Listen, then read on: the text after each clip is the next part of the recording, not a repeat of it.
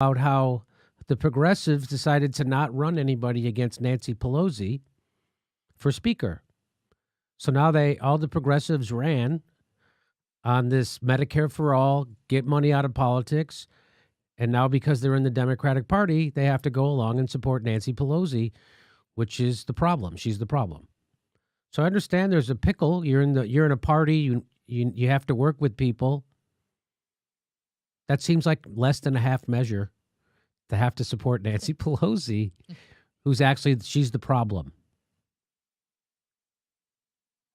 So so Alexandria Ocasio-Cortez, the rationale she gave on Twitter for supporting Nancy Pelosi was that Nancy Pelosi was the furthest left candidate running for speaker. So she's going to support the furthest left candidate running for speaker. Man, what does that tell you? That tells me that the Democratic caucus in Congress is very, very conservative. If Nancy Pelosi's the furthest left person running, and number two, the progressives should have extracted something from her, Nancy Pelosi, for their endorsement and they didn't. Though they got committee appointments, and a lot of people say that's a big deal. Try to run on that. Next time you run, say, "Hey, I'm a revolutionary. I'm not taking any corporate money, and we're going to turn this apple cart, and we're going to take over our government again for the people. And if you vote me, I will support Nancy Pelosi to be our leader because she's going to give me a committee assignment, and that's a big win." But Jimmy, don't you remember when Bernie Sanders made that big announcement? And he was like, "The Democrats made me the director of outreach," and the stadium of people went nuts. They went crazy. They're like, "That's exactly what we've been stood up. That's what we've been waiting for. We've been waiting for that." And I'm not saying that having a committee appointment isn't important. What I'm saying is the way it looks, and that's all that matters, is the optics, the political. The only thing that matters is it looks horrible. It looks like we voted for progressives, and now they go back to D.C. and they support the thing we voted against. That's how it looks, because that's what's happening. So was Bernie on a committee when he went and spoke with Amazon and when he spoke to Disney to get those employees a better wage? Did he have to be on a committee to make that happen? So this is more of that Bernie had to support Hillary Clinton after the primary, which depresses the progressives and deflates them and suppresses the vote. That's what happens. So I understand my thing was, well, here's what's happening. 9 Democrats vowed to oppose Pelosi for speaker unless the House rule changes are adopted. Those are 9 Democrats coming from her right. So 9 of the 24 House Democrats who are members of the Problem Solvers Caucus, a bipartisan group, which means it's right wing, signed a letter which asked for changes that would, in essence, empower rank-and-file members to push bills in the House, a power now reserved only for the leadership. So they want to be able to put bills up without Nancy Pelosi's approval and get a vote on them, and that would be a new rule change. And in order for them to support her, this is what they're saying that they must have. So according to these are the representatives who did it, right? They're all to the right of Nancy Pelosi. There's Dan Lipinski. His dad was a congressman. Now he is, because he earned it, and he's a right winger. The only corporate Democrat that Bernie supported their opponent was Dan Lipinski. He's the only corporate Democrat that Bernie supported. So that's how bad that guy is. So these people are not your friends if you're a progressive, and they're coming at Nancy Pelosi from the right. So they're coming at Nancy Pelosi from the right. And so we'll see what happens. We don't know what's going to happen. Is Nancy Pelosi going to cave to them for their vote? Does she need their vote? We don't know. We'll see what happens. But let's remember, Ocasio-Cortez said that all the challenges to leader Pelosi are coming from her right in an apparent effort to make the party even more conservative and a bent toward corporate interests. Hard pass. So as long as leader Pelosi remains the most progressive candidate for speaker, she can count on my support.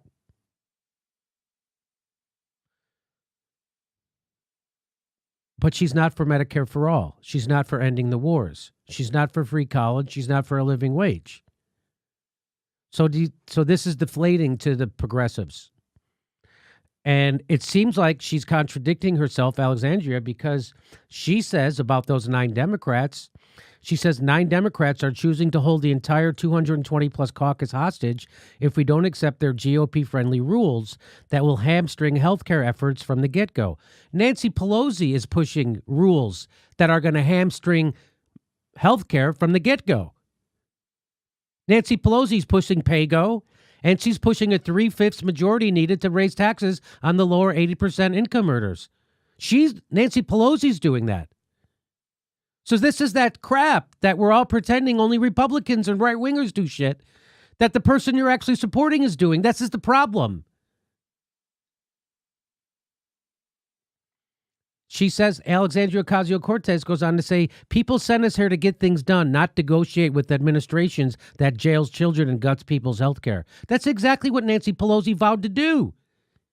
Nancy Pelosi, in her speech after the election, said she's doing 2 things, unity and bipartisanship. That's all she said she would do. So this isn't accurate. And this seems a bit hypocritical. You're upset. You're upset that that these people want to hamstring healthcare efforts from the get-go. Nancy Pelosi's doing that. You know it and I know it. Everyone knows Nancy Pelosi's doing that. Everyone knows that Medicare for all is dead because of Nancy Pelosi. Yet you have no. So I'm just saying, again, this is the problem with trying to be a revolutionary inside the Democratic Party. You get twisted in knots. Every day she's doing this now. She's saying something that contradicts what she said before. And it's because she has to do mental gymnastics to support the things she's supposed to be fighting against, which is corporate control of our government.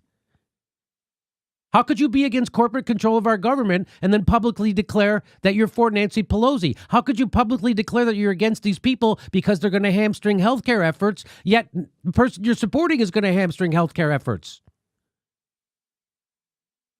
Wow. The Democrats are they're really mixed up. Let me throw it to my panel. What I'm good. If you're in any situation where Nancy Pelosi is the most progressive option, that's like being at a restaurant and your most nutritious option is a deep fried Twinkie. Like, that's absolutely ridiculous. I know. It's a terrible, terrible choice.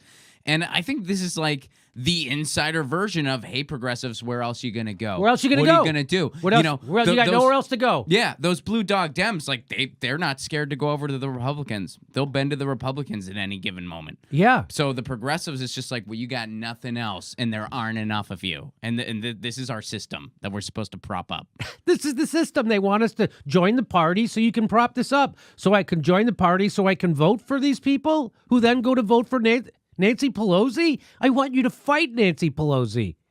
At least, so we'll see if these guys, what happens. We'll see if they actually extract what they want. I don't know what's going to happen. We'll see what happens. We have to wait and see.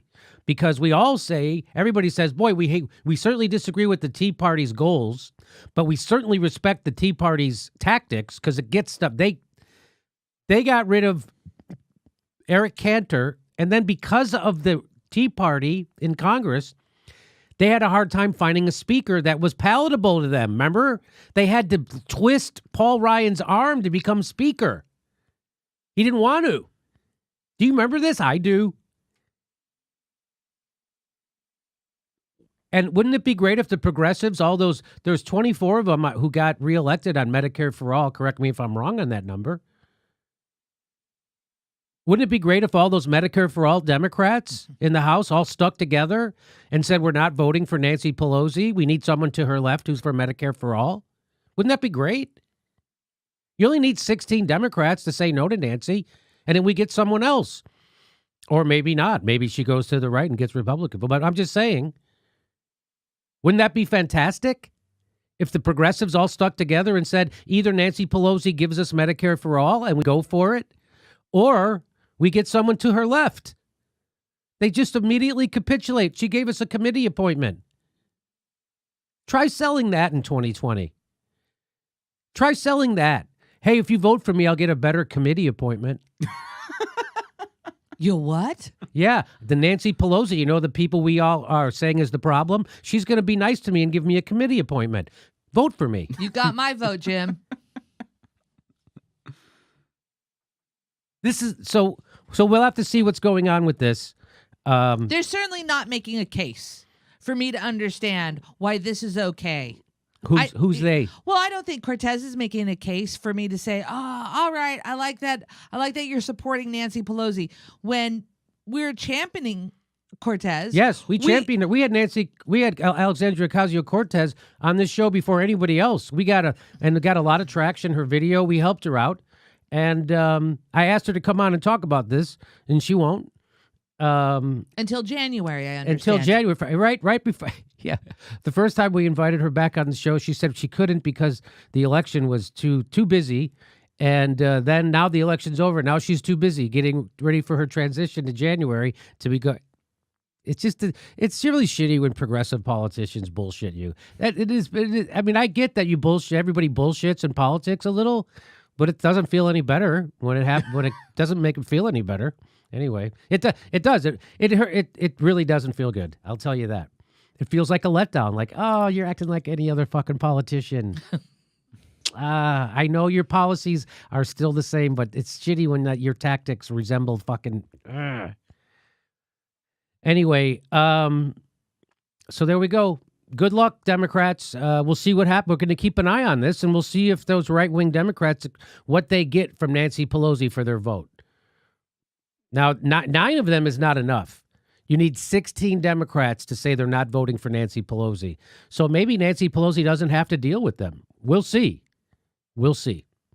Our next live Jimmy Dore show is February 1st in Burbank, California. Go to jimmydorcomedy.com for a list of all our live shows, and please become a premium member if you can. Become a patron. It's the way we support this show because they're coming at us, and we give you bonus. We give you hours of bonus material every week. Check it out. Become a patron.